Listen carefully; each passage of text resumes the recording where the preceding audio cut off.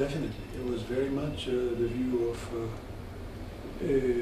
somebody who grew up as part of a colony,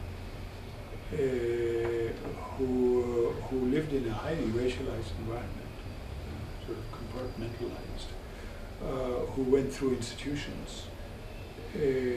which were, whether they were controlled by the state or not, were all racialized in many ways. One of my big experiences, one of my sort of eye-opening experiences, was the first time I went to South Africa, which is 1993,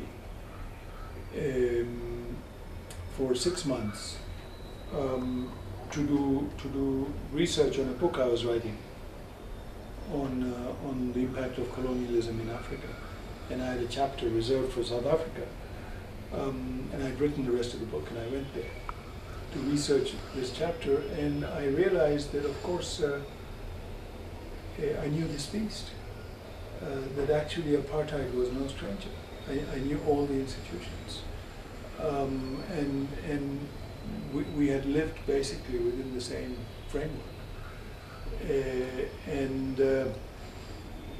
I came back and I threw away my manuscript and started rewriting.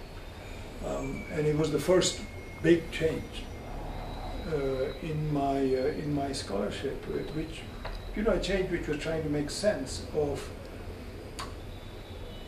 I thought earlier that the political economy would give me the framework of politics, but I realized it actually didn't.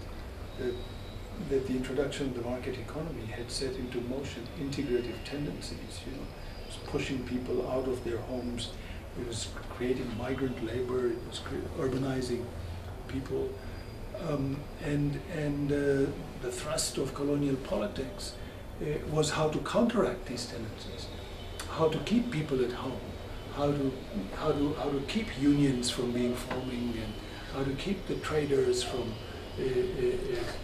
shaping the pulse of urban politics, and how to strengthen. And their response to this was to strengthen traditional institutions, to strengthen customary law, and they'd long given up the ambition of what was called the civilizing mission, progress, urbanization, universities, etc., and now staked their claim on order, not progress, but order.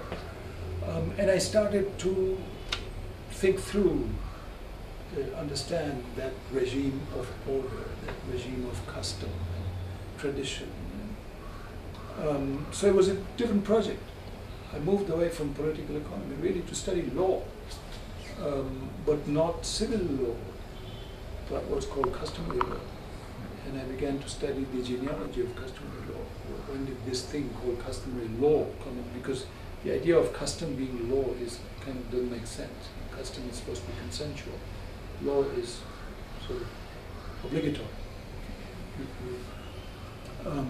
You have to observe the law. Ignorance of the law is no excuse, and that kind of thing. So it really changed my agenda.